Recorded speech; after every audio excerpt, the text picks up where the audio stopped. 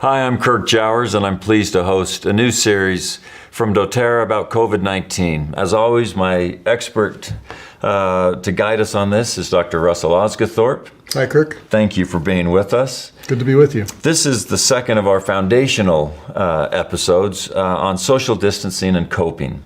And I want to get practical right off the bat today. Everyone keeps seeing these lists, and people still can't really list them, but I think this will get us there. So I'm going to ask you some questions in rapid fire for you to answer, and we'll just kind of walk through them. Okay. All right. These are practical questions for people who do not have the virus, or at least are asymptomatic, have no symptoms of the virus. Okay. Should people go to work? That's a really easy one right off the bat. Yeah. It totally depends on where you live, what the recommendations are of your local government, your public health department, and healthcare professionals is the short answer. But underneath your question is it's a question about risk. But right. I know that my answer sounds a little bit like I'm dodging the question, but it really does matter on where you live and what viral transmission is like where you live. So in countries where viral transmission is very high, the answer to the question is no, you shouldn't go to work. In countries where viral transmission of COVID-19 is very, very low, the question is, yes, you should probably go to work, and we should watch very carefully for when the virus is increasing rapidly. And once it reaches a threshold, then epidemiologists and folks at the public health department, along with government officials, will make recommendations about don't go to work or stuff like that. Does that help? That does help. Because of course, I knew it was an impossible question because, of course, a lot of people have to go to work because we still have to eat. We still... Life has to go on. We still need toilet paper, apparently, because people are fighting for it all over the world. But should people take subways, buses, airplanes, trains? Okay. So really easy again.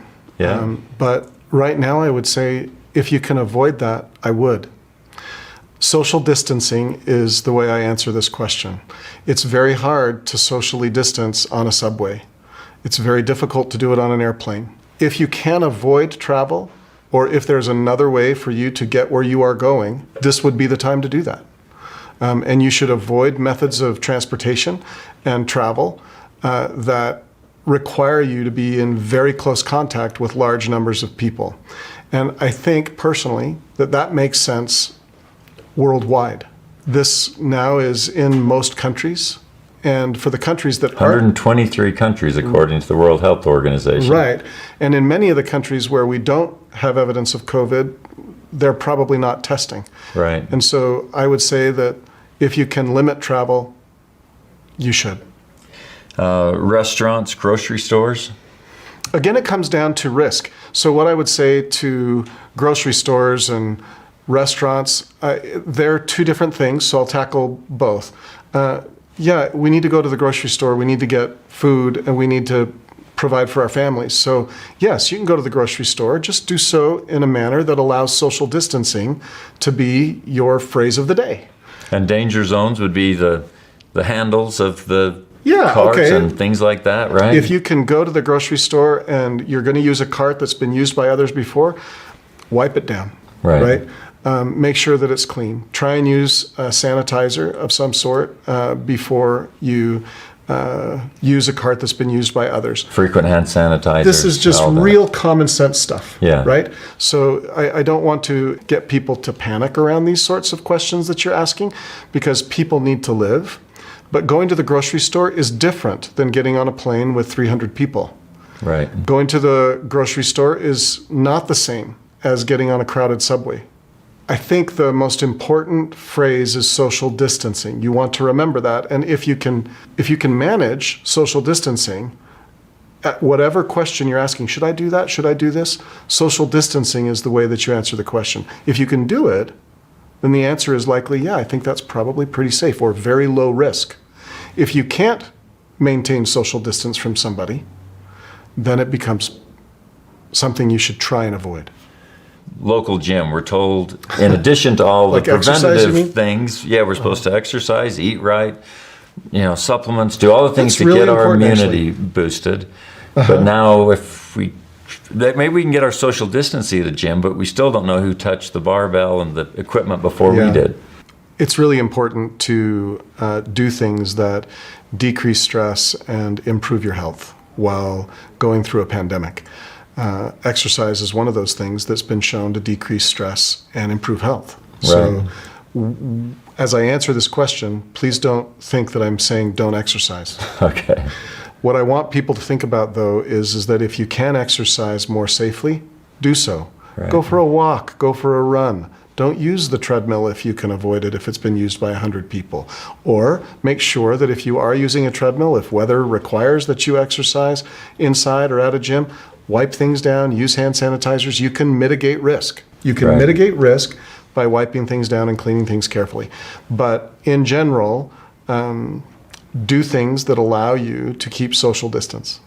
Switching for just a moment so that people understand the magnitude of this, with your almost 2 decades of experience in infectious diseases, you've seen a lot. How infectious is this virus compared to the others you've experienced? Data is changing rapidly on what we know about the infectivity of the virus. There's a lot of epidemiologic research behind how we define a certain virus's infectivity, and that data is not yet completed for COVID-19. So we can't answer that question definitively. But so far, the preliminary information out of China would indicate that a person who is infected does spread the virus to more than one person. But how many people, we're going to wait and see until we've got enough data to answer that question definitively. Speaking of more and more people being worried about having the virus and, of course, actually having it, reports of overloading hospitals, clinics looking for tests. Tell us the main 3 symptoms again so that we hear them. What should we be advising people as far as getting these tests or trying to get these tests? Okay. So the symptoms of COVID-19 again are fever, cough, and shortness of breath. Shortness of breath. Let me just make sure what that means. The other 2 seem pretty easy, pretty obvious. It means that you just feel like you have to breathe more frequently to catch your breath, that you're trying to catch your breath all the time. It doesn't necessarily mean that you have to work really hard to get your breath, that you have to strain to get breath in. Short of breath just means that you're breathing, but you can't catch your breath. You just feel like you're constantly trying to get more air. If you've got 2 out of the 3, are you getting nervous, or do you really need all 3 at this point? The triad is not seen in every patient. Okay. So if you have any of those symptoms and live in a part of the world where coronavirus transmission is extremely high, if you had any one of those symptoms, you should seek medical attention and potentially be tested. Your medical professional will help you decide if you should be tested or not in your local environment, because testing is different in every country right now. If you think you have the disease, or maybe even know you have the disease, if your country has enough tests to confirm that for you, what should you do? So if you think you have the disease and can't get tested, or if you've been tested positive for COVID-19, you should quarantine yourself. And that means that you should stay at home, not go out, and not expose other people to the disease. That will slow the transmission of the disease. Because once you know you have the disease, or once you think you have the disease, you should really take yourself out of circulation. Stay at home until you get better. Seek medical attention if you get worse. If you go from mild shortness of breath to, I just am struggling to breathe, I am really, really working hard to breathe, I'm having to use all of my muscles to get breath, you need to be seen. But if you can stay home and get better from what for most people in the Chinese outbreak and in the Korean outbreak seem to have mild disease not requiring hospitalization, then you can stay at home, take yourself out of circulation, and not expose others to the virus. And what about the next step? What if it's my wife who has it, but I'm with her all the time? Do I need to get away from her, or do I now have some responsibility towards the rest of the community as well, because I am now a higher risk person? Yep, it's a great question. So what we do for close social contacts is we want to limit their isolation to the rest of the community as well. But caregivers at home of somebody who has COVID-19 need to be very mindful of hand washing and avoiding secretions whenever possible. Okay. If you have a home where you can isolate in a different part of the home or at a different room, you should do that. And whenever possible, you should limit and try and cover coughs with elbows so that you don't infect others in your family, if at all possible. There is some evidence that family transmission is quite efficient coming out of the Chinese outbreak. So sometimes, like many viral diseases, I'm sure in your family you've seen viral diseases go through multiple members of the family over a several-week period of time. Right. And that can happen, it looks like, with COVID as well.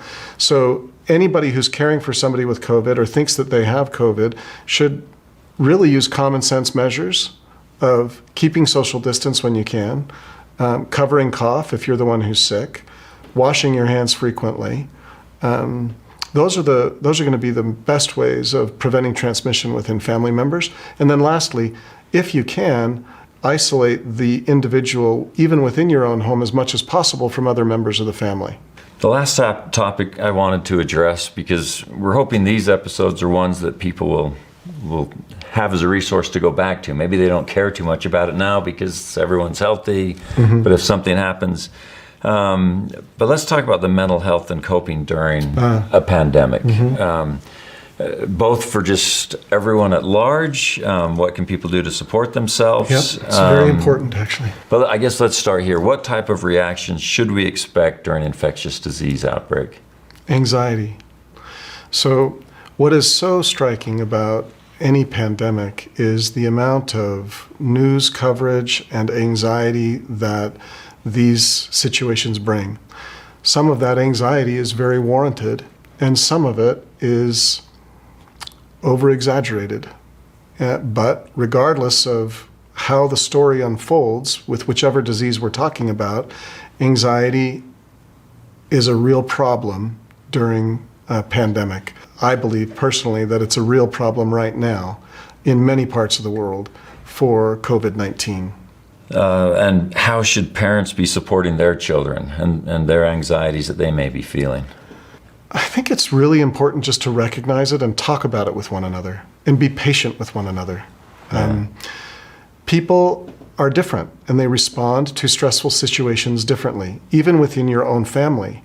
Personalities do differently. It's definitely true. We've been trying, for a couple, we're trying to say, this is actually something you need to pay attention to. We don't want you going to a 200-person dance now. And they laugh because, no big deal. It's no big deal. And then others are quite nervous about the whole thing. Or maybe overly nervous. Nervous, so we have both ends of the spectrum. Yeah. So I think we just need to be cognizant and allow one another room to experience the difficult questions and anxieties that COVID-19 are bringing. Or when people feel this anxiety, their voice levels raise, people start to yell, things that didn't bother them before start to bother them now, and family members get stressed at one another, people get stressed that are not family members at other people in the workplace and in lots of different locations.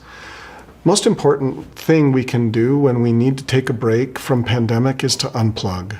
I believe the most effective measure that you can employ to decrease your feelings of stress and anxiety are to just put your phone down, turn off the computer, and engage with your family doing something that you love to do. Go for a walk outside, see the sunshine, see the sky. Don't look at a screen for an hour or two.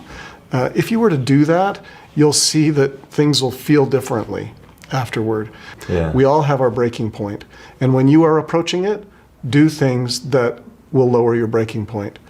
These kinds of things will dramatically improve in just a relatively short period of time how you feel at that moment. Thank you so much for joining us today. And remember, every day, as long as it's warranted, we will have a new episode that will hopefully concisely let you know the events of the day and how you can best cope with COVID-19. Take care of each other. Take care of as many people as you can. Be kind.